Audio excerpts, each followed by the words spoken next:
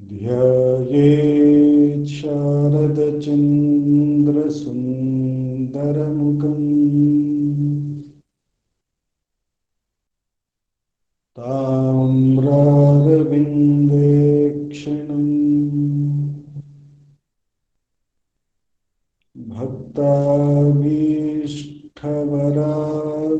भक्ताभीष्टवराभयप्रदकरम् कौपीनमात्रोज्ज्वलम् स्वात्मानन्दरसानुभूतिविवशम् सर्वानवद्याङ्गकम्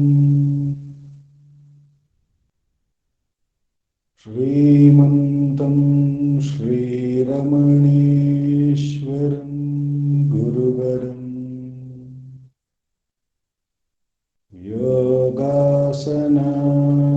योगासनाध्यासितम् ध्यायेत् श्रीरमणेश्वरम्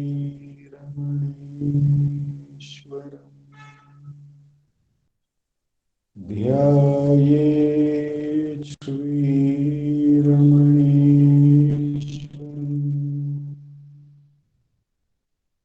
ध्यायेत् श्रीरमणेश्वरम्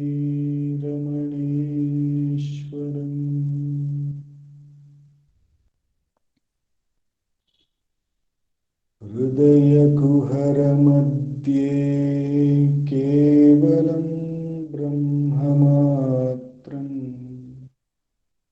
यहमहमिति साक्षातात्मरूपेण भाति हृदि विषमनसा स्वं चिन्वतामच्युतव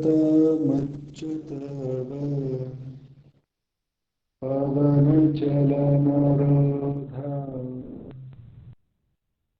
आत्मनिष्ठो भवत्वम्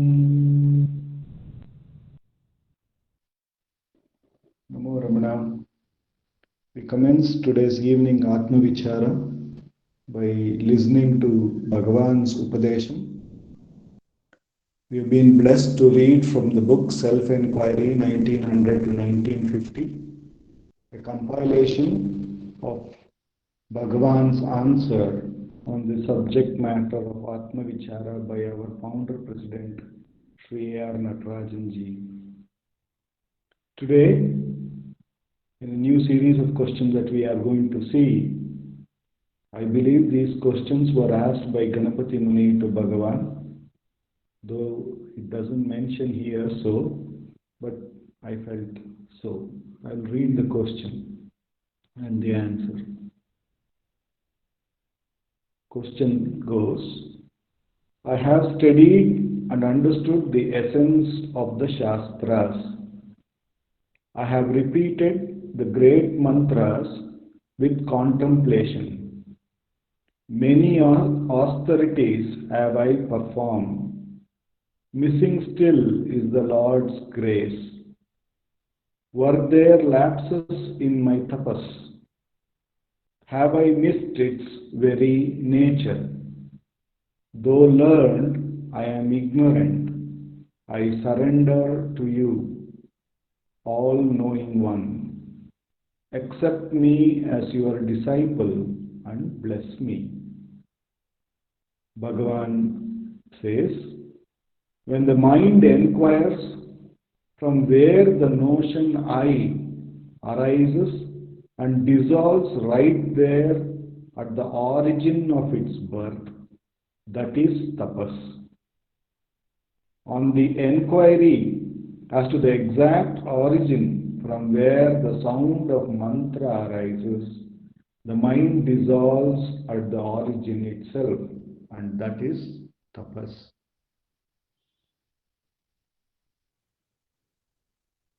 Bhagavan here is very clearly defining what tapas is. The tapas is to be always attending one's own self. Generally, we take reading of the Shastras, chanting of the mantras, performing austerities as tapas. But Bhagavan is saying here, and therefore we find that however much we do them, the mind may become one pointed. It may gain ekagrata by this act of reading the Shastras. It may get a better clarity by chanting of the mantras. They may get many of the ekagrata may develop. However, the peace, the natural happiness, which is one's own nature, will seem to be little aloof because the mind would still be outward turned, attending to the Shastras or the mantra or the austerities, and therefore one may find that, or at times one may find that when those practices are being made or being followed, the mind seems to be more quieter because of its one pointedness. But as soon as those things are left, one may find the mind wandering again towards other objects. Very subtly, somewhere the mind is still outward turned, still object oriented. And therefore, when it cannot easily discriminate between the object which is auspicious and the object which may not be, because of its outward turn, it may still get dragged away. And when it gets starts to attend something which appears very distractive, one may find that the Lord's grace is missing. But actually, here Bhagavan answering this question is saying, it is that sadhana also which has brought one to the Lord's grace. So all those austerities, the Shastras have brought this devotee to Bhagavan, who then is giving the final sadhana, which is to stay put in the self, no matter how the mind moves, whatever way, which way the mind moves, the only thing Bhagavan says here is bring it back to the origin of its birth. Whenever the eye rises, right at the origin of bring it back to its birth. That is tapas, Bhagavan says. And this is the only tapas that Bhagavan advocates through Atma Vichara.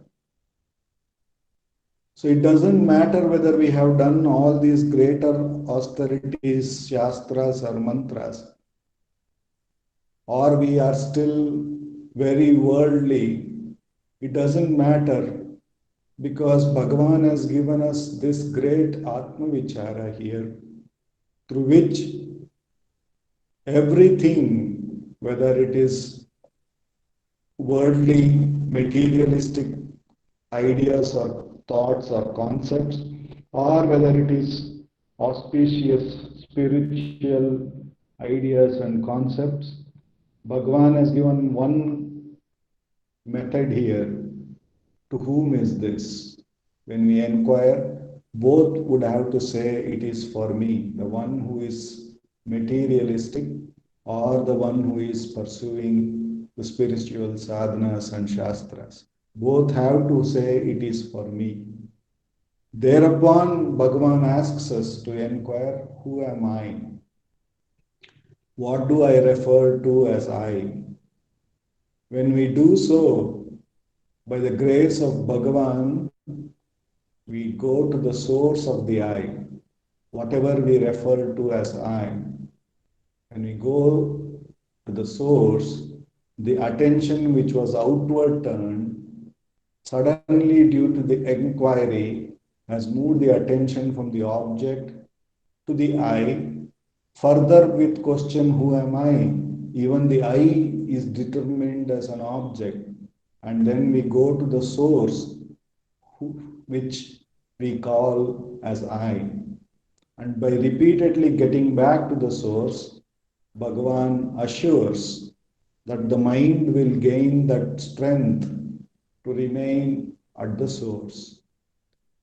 The importance of getting back to the self is something which we should never forget, because the self alone is transcendental of everything. Self alone is free of everything here and now.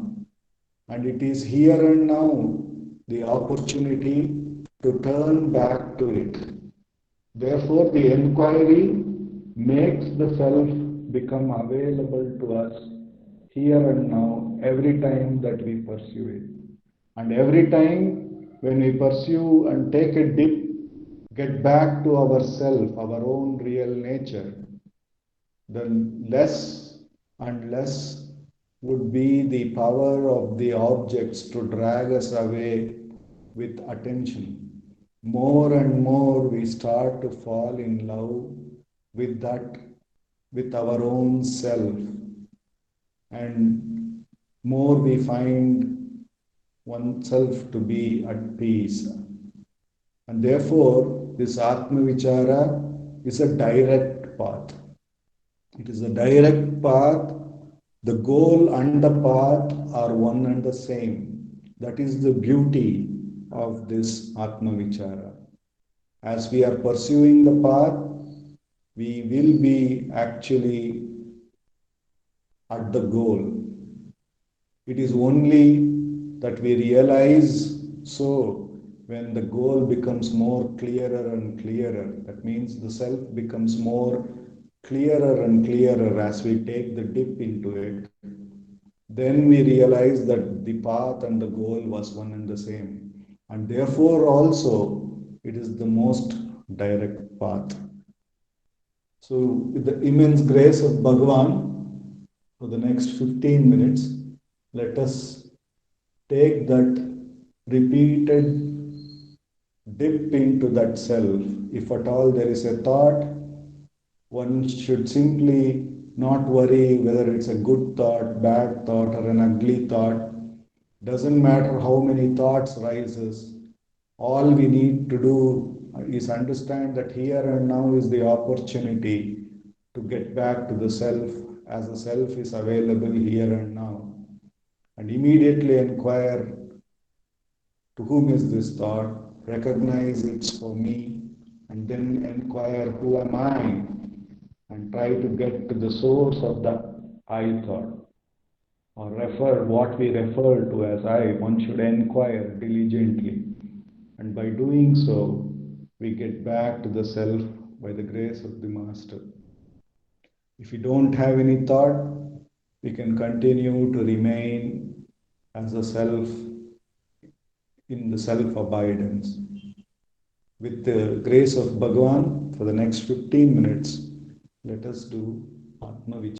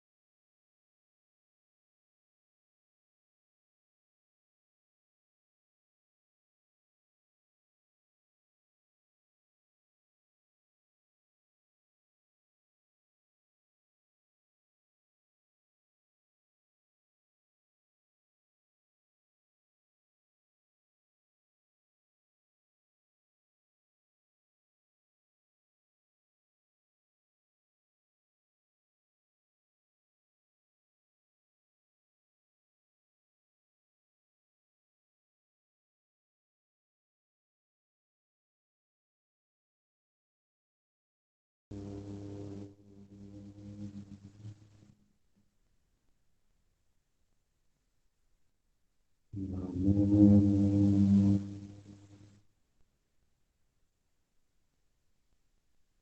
Bhagavate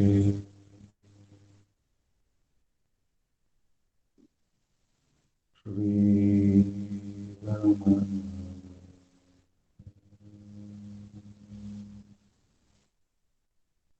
Namo Ramana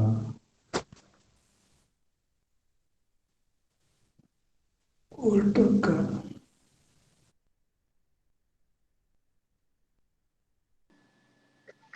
Prostrations to Ramana, who shines as the self in all beings.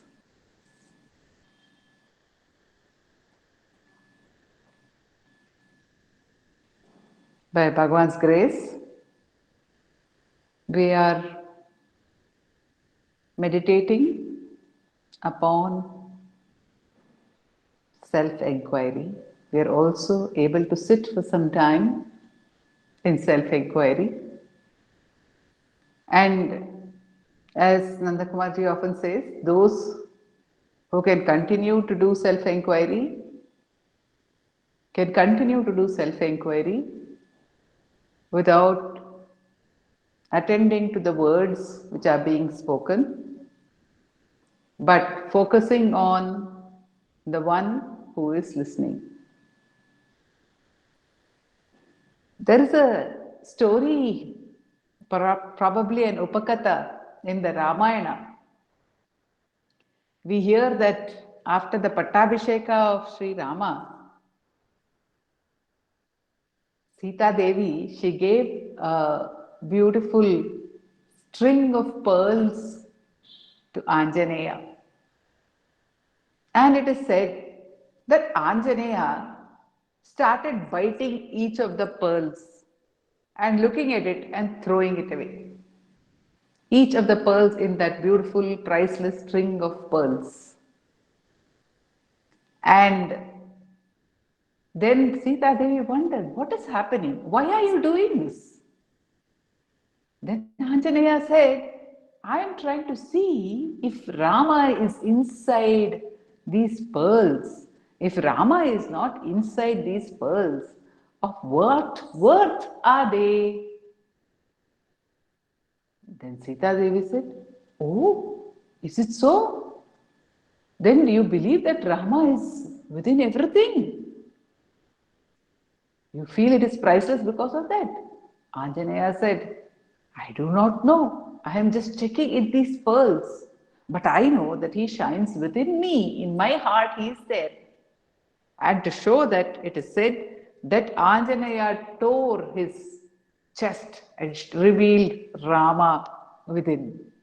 That's a very famous picture we have among some of the pictures of our itihasas and Puranas, some of the pictures which stand out as a picture of Anjaneya opening his chest and showing Rama within. Now, when a thought arises, it is for us to say, is this the self? It is for us to bite into it in a way, the way Anjaneya is biting into the pearl. Is this the self? No, it's a mere thought. And we can throw it aside. Is this the self? So, where do we find the self? In our heart, says Bhagwan. That is to say, because for us, there is this division between I and the other. I am the one who is having a name and a form, probably more importantly, a form than a name. And everything that is outside this form is the other. And it is related to me. I experience it. I experience these things which are other. In what manner do I experience them? I experience them as thoughts. So Bhagavan tells us, when a thought arises, ask, whose thought is it? It is my thought. So at that point of time, we establish that it is an object. It is something that I believe is mine. It is not I myself. Are we have gone through this point many times. We have seen that thought is mine, thought is not I. But how real is this awareness for us? How real is it? See, when we open our eyes and when we see an object, all of you would be seeing me on the screen. It may be the screen of your computer, it may be the screen of your phone, it may be the screen of your tablet or some screen on which you are seeing me speaking and you are hearing me, right? Now, obviously, every one of you who is doing this, and I myself am seeing all of you on a screen. So, each one of us knows very well that the screen is not I. We do not at any point of time feel the screen is I myself. The screen which I am seeing, the person whom I am seeing, the people whom I am seeing are all I myself. We don't feel that. We feel this is an object, these are objects which we are seeing. Similarly, when we listen to a sound, we are very clear, these are sounds which I am hearing. These are not I myself. Right? What happens when we close our eyes and we see objects? When we see an object inside, supposing we close our eyes right now and we see this screen inside, we see a chair inside. We imagine that we are seeing a chair. We remember a chair, a beautiful chair, or we remember a picture, a beautiful picture.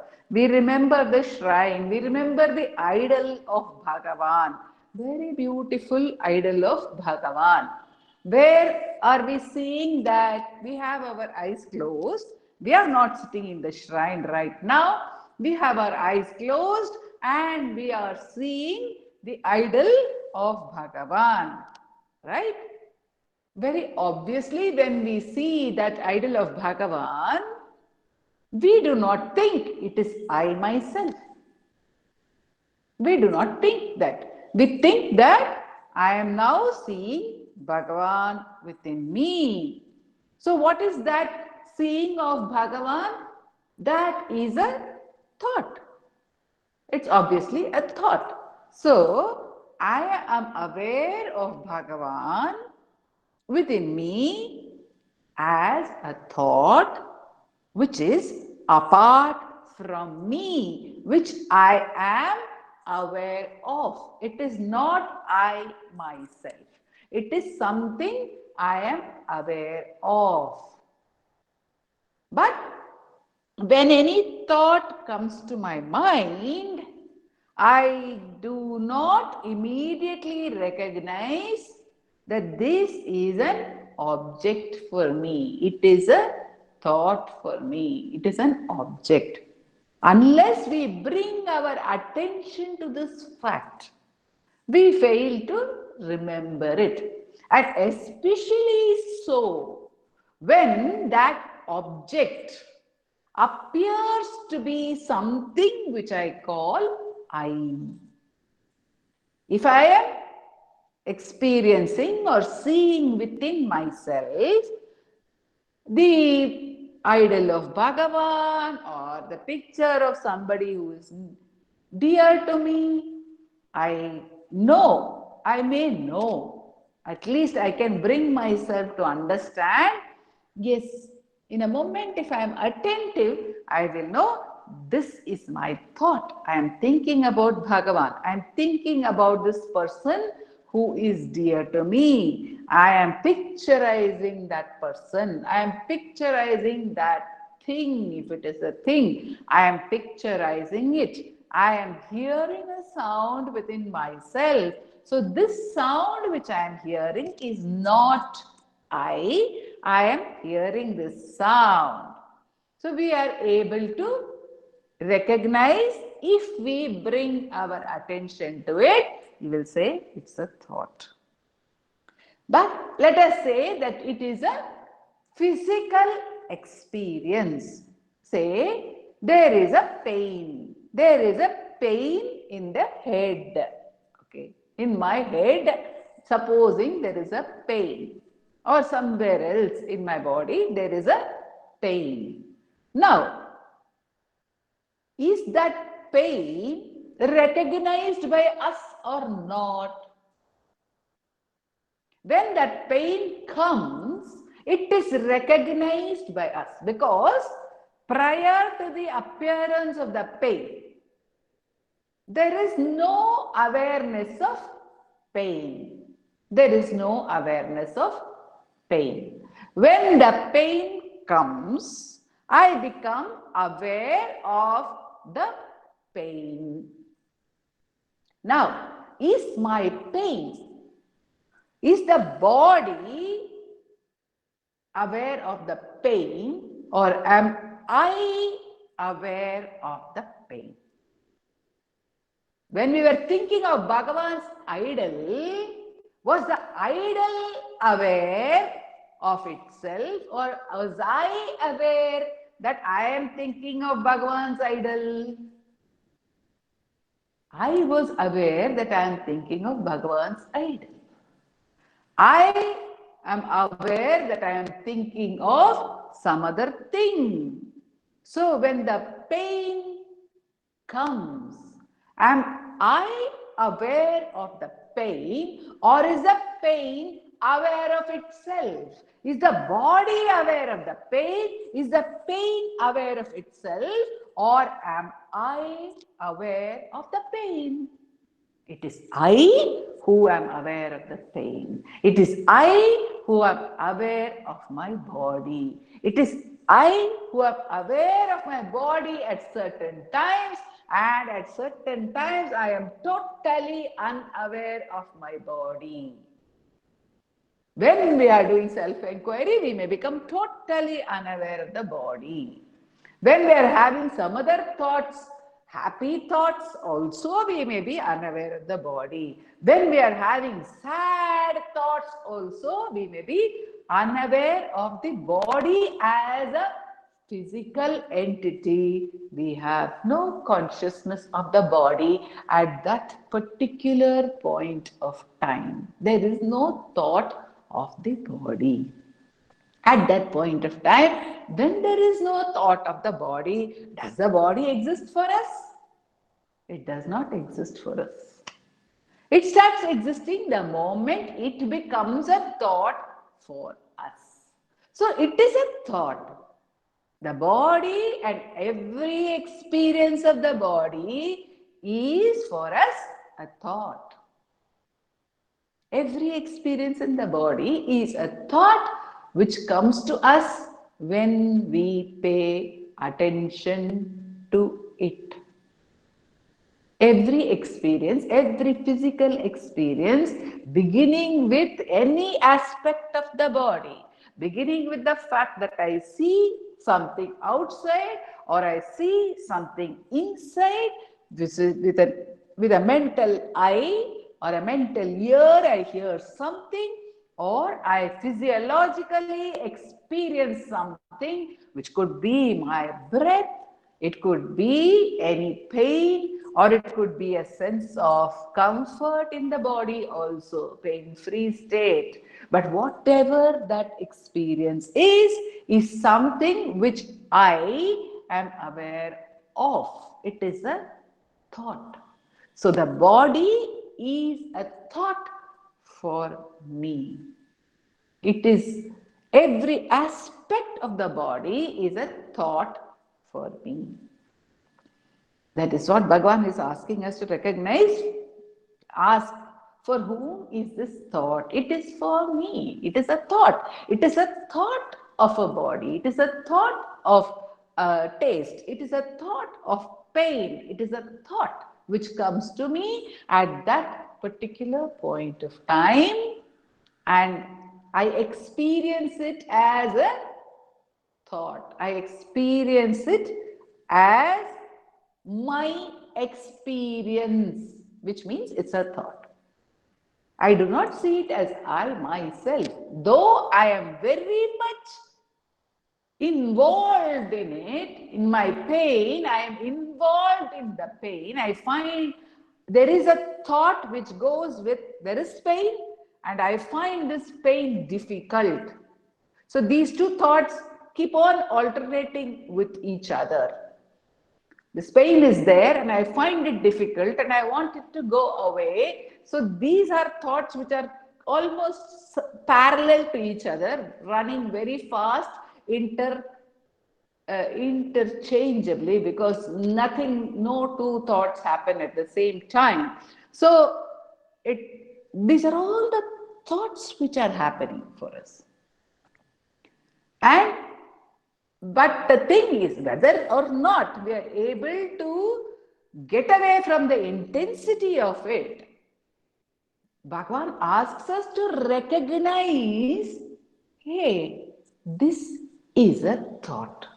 This pain is not I. This discomfort which I am feeling in the body is not I. In fact, the very remembrance of the body itself is not I. Because I remember it at some times, and those times I become aware I am this body. What happens at other times? At other times, am I not a body? I am still a body because I feel everything in relation to the basic thought that I am a body. So that basic thought is such an underlying thought for me, that I am Sharada is such an underlying thought for me that it forms the basis of everything that I experience. Whether I experience a physiological experience, or whether I experience a purely mental experience, say like I feel very excited about something. When I feel excited about something, I am so full of that excitement. But if I can pause for a moment and recognize this excitement which is there, is it I, or am I aware of this excitement? Is the excitement telling me I am there, or am I telling myself I am now excited? It is I who am focusing on a notion of excitement or the thought of excitement. It is the same thing when there is sorrow. When there is sorrow, I say, I am sad. Now I am very sad. Sorrow doesn't tell me, I am you, I am with you. It is I who say, I am now sad. I am now with the feeling of sorrow. So that sorrowfulness is a thought for me at that particular point of time. Every experience that we have is a thought. The positive and the negative. The physical and the mental. The presence and the absence. All the experiences. If I feel that I had a blank experience, so I say, after coming out of the blank only, I say, I was totally blank. So what is that blankness for me at that time? That blankness is an object I recognize. I was blank. But was I blank, or am I recognizing that there is a experience of blankness which happened? And I remember it as something blank. When I recall it, I say it was all blank. Okay? So that blankness now for me is a thought of blankness. So Bhagavan says, since this demarcation is constantly there in our experience, whether it is a truth or not, actually there is this division all the time happening, this division of I and my thought, I and my experience. Though there is this division, I fail to recognize this division, I fail to accept this division, and I pretend as if the two are one and the same, that I and my sorrow are one and the same, that I and my excitement are one and the same, that I and my body are one and the same. Although actually I am aware of my body. I am aware of my thoughts, my experiences, my emotions, but I fail to pay attention to this fact. In inquiry, Bhagavan is bringing attention back to this fact consciously and repeatedly during the practice, so that when we are not actually sitting for our practice also, at other times also, when an emotion arises, when a thought arises, we can ask ourselves, well, what is this? This is only a thought. This is only a thought. And for whom is this thought? This thought is for me. So this is the first step. But who am I then? If the body is a thought, if the emotions are thoughts, if every experience is a thought, who am I? When I have said that I am not the thought, when I am very clear that I am not the thought, I am not any thought, the thoughts are for me. When I am very clear, then it is also clear to me that if at any point of time I am thinking about the body, that is a thought. That is not I. But who am I then? Who am I? If I am thinking about emotions, that is not me. Those are thoughts. But who am I then? Who am I? So every time one becomes aware that it is a thought,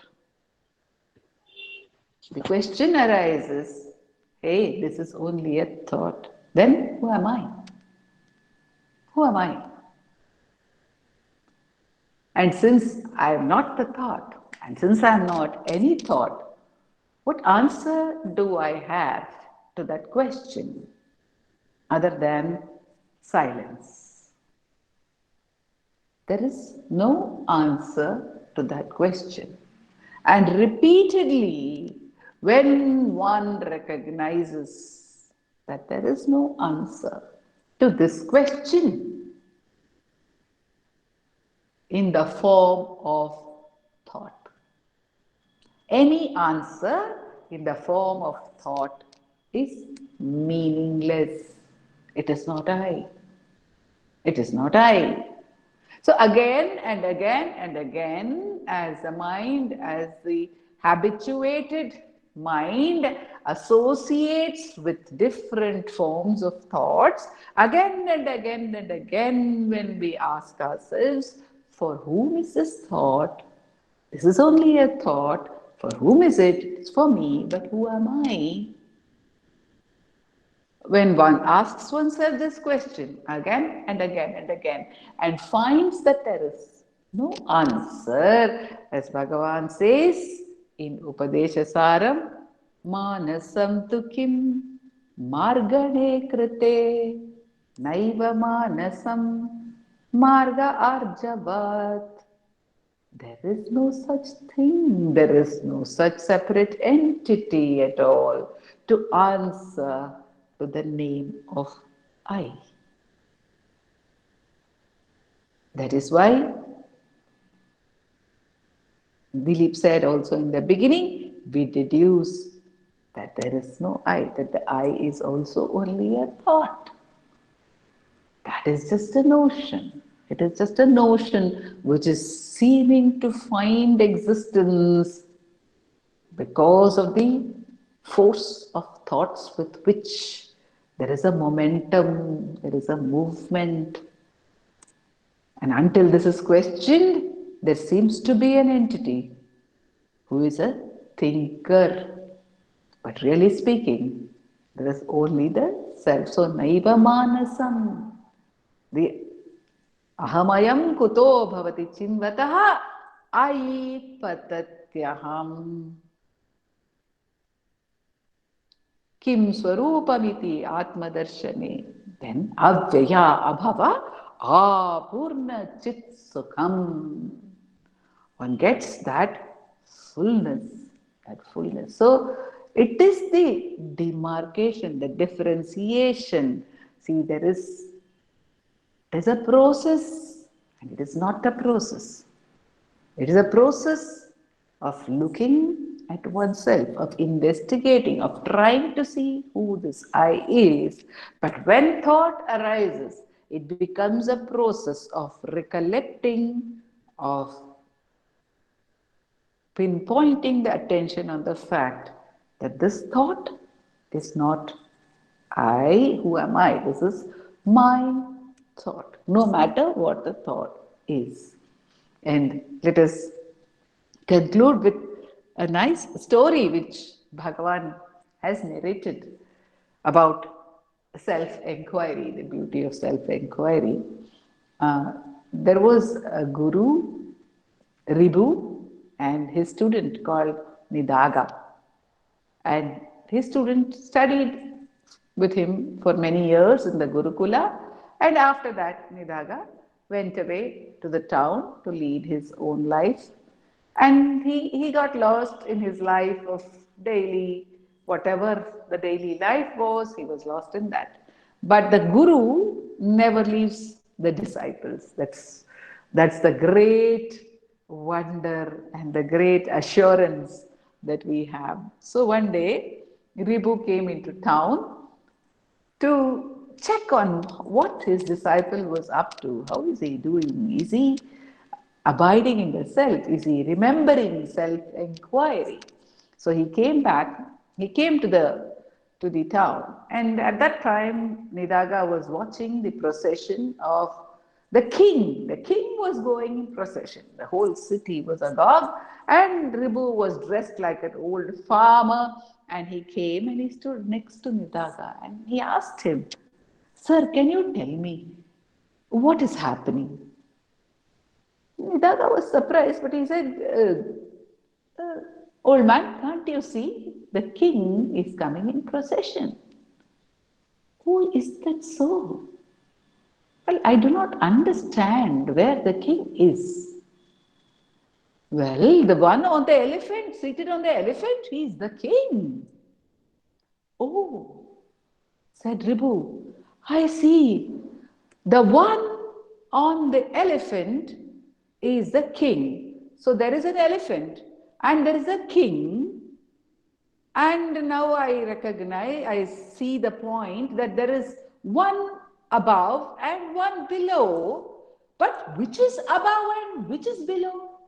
I do not understand this concept of above and below. I do not realize which of them there is something I see over there, which is above and which is below. So this Nidaga got angry and he climbed onto the back of Ribu, who was dressed like that old farmer, and he said, "See, now I am above and you are below. That which is below is the elephant, and that which is above is the king." "Oh," said the farmer from below, the guru farmer. He said, "I understand now. Elephant and king, below and above. That I now understood, sir.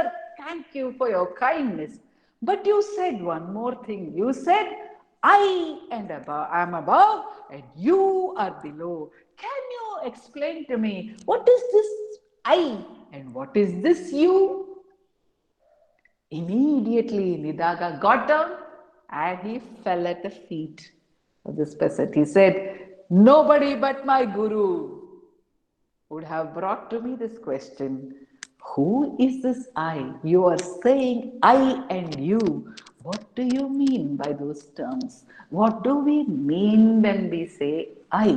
Bhagavan is asking us to get into the depth of our experience, away from the surface of millions of thoughts, just moving back from them every time that we seem to be pushed to the surface through a thought, we seem to be rather pulled to the surface through a thought, getting back, diving in, away from that. This is a mere thought. This is not my Rama. It is my Rama is in my heart. So saying, get back, dive within. Who am I?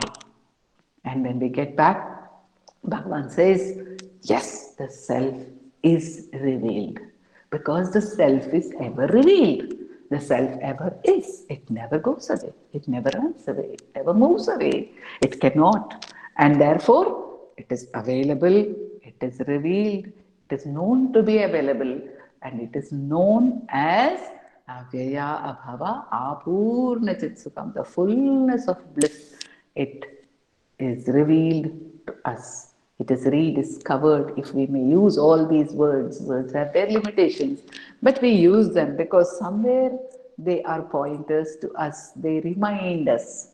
That's why Bhagavan allows us to use these words, and these words, by His grace, they become the light for us to get back to our own true nature. Om Namo Bhagavate Sri Ramana. Dilip, Yes, Akka. we can conclude with the prayer. Yes, Akka.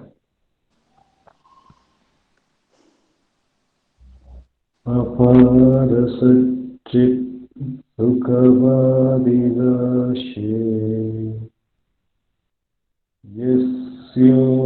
यस्योर्मिमात्रं भुवनं समस्तम् गुहाहिकं तं रमणं गभीरम् चिन्ताविहीनं हृदि चिन्तयामि चिन्ताविहीनं हृदि चिन्तयामि. Namo Ramana. Thank you all. Thank you, Akka. Namo Ramana. Thank you, Dilip. Namo Ramana, everyone. Namo Ramana.